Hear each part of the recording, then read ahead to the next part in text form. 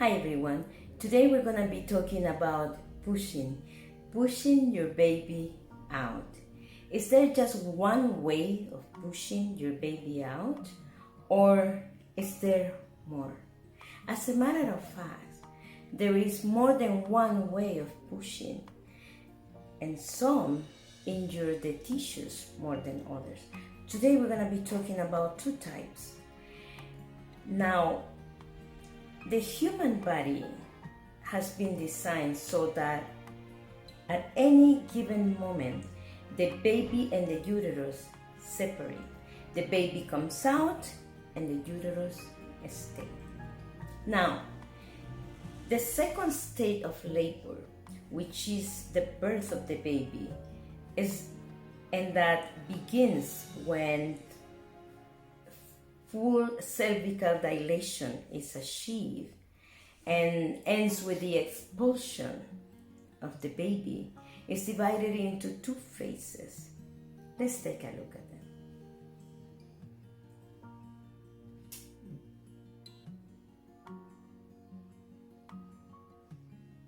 The early non-expulsive or descending phase begins when the cervix is fully dilated. In this phase, the mother does not show the desire to push in labor. The advanced or expulsion phase develops from the time the fetal presentation is below the ischial spines until birth. In this phase, the mother feels like pushing in each contraction.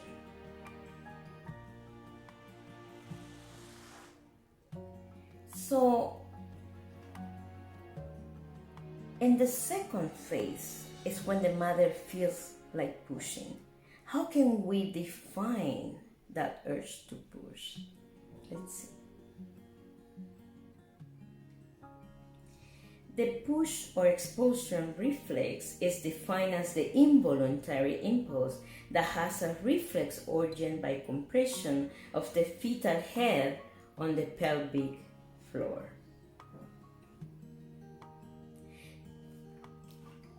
Now, I want to share with you what French obstetrician Michel Audin says about that reflex, that involuntary impulse that the mother feels on the second phase.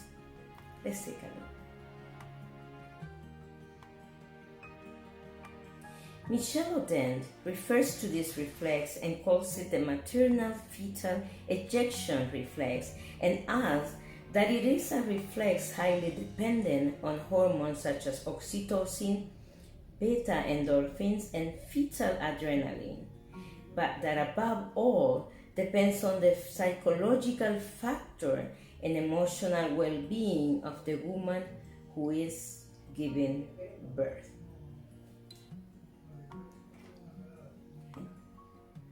So, according to Michel Audin, this reflex depends more on the emotional well-being of the woman giving birth. In fact, in our society, in our Western society, not all mothers experience this reflex. Excess of medicalization can interrupt or inhibit it. Even more, according to research, too much medical interventions and the absence of this reflex has led medical staff to have to teach women how to give birth. And this is how many times medical staff, doctors, nurses, guide mothers in how to push. And that's the first type of push we're going to be looking at today. Let's see.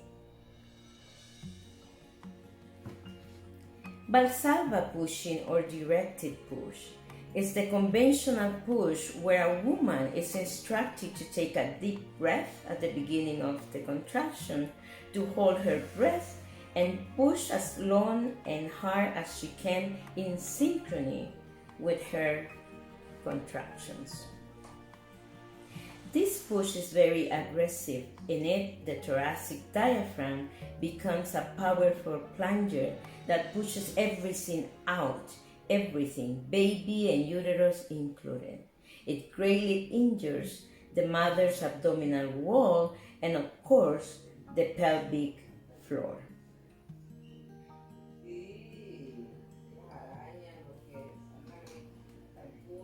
So as you can see, the directed push is very aggressive and it can damage the pelvic floor. So is there another way of pushing your baby out?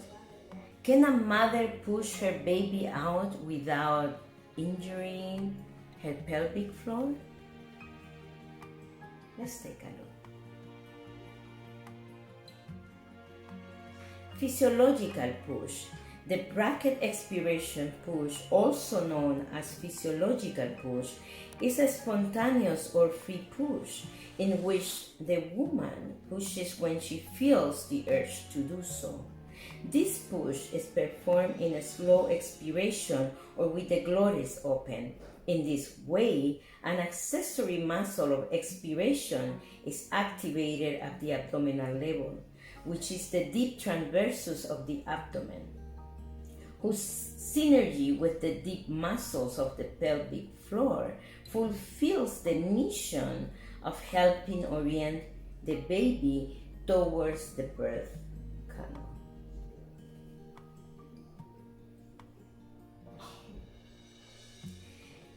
So, in this type of push, the progression of the baby's head is slower and more physiological, and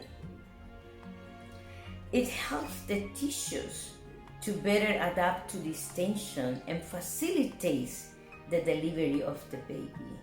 And according to research, physiological management should be to wait for the woman to feel like pushing. Even when there are times that in full dilation the mother doesn't feel like pushing, the recommendation is to wait 10 to 20 minutes for that feeling to appear, to show up. So let's take a look now at the comparisons between the two.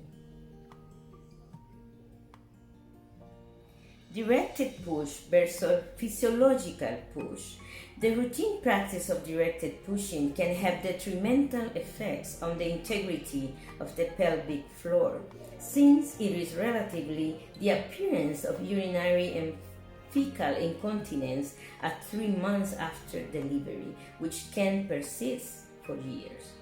On the other hand, no detrimental effect has been observed when the woman is allowed to push freely. All this is included in the WHO recommendations regarding care in normal delivery. World Health Organization, Care in the Second Phase of Labor in Care in Normal Delivery, a Practical Guide, Geneva, WHO, 1996, 46-9. So as you can see, even the World Health Organization provide those recommendations that medical staff should wait for the woman to feel like pushing. So now I want to share with you what the Spanish Association of Gynecology and Obstetrics proposes. Let's see.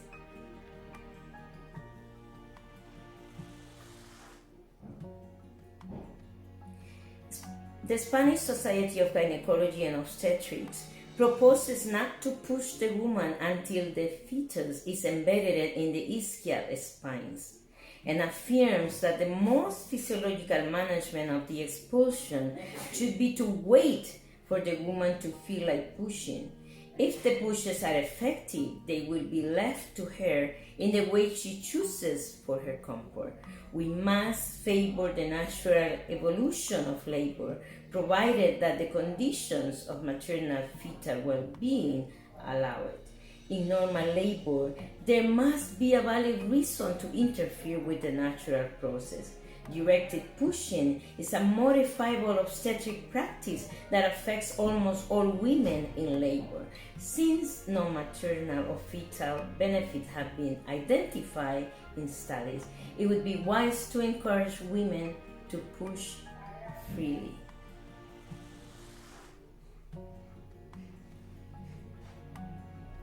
We should wait for the woman to feel like pushing, facilitating together with the use of maternal postures the passive descent of the fetus, especially in cases of administration of epidural analgesia, in which the onset of this sensation tends to be prolonged, thus minimizing the unwanted effects of this analgesia on the evolution of labor.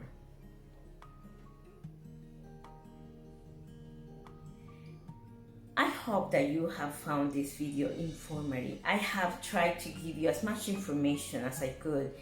It is an interesting topic and it is very broad, and it would be impossible to discuss every single detail of it in a single video. So I encourage you to look into it furthermore. You owe it to you. You owe it to your baby as well. So I hope you like the video. If you do, please don't forget to press the like button. If you would like to start following me, please do not forget to subscribe and to activate the bell notification button as well, so that you can know every time that I upload a video. Please take good care of yourself, because by doing so, you are taking good care of your baby. Until next time, bye now.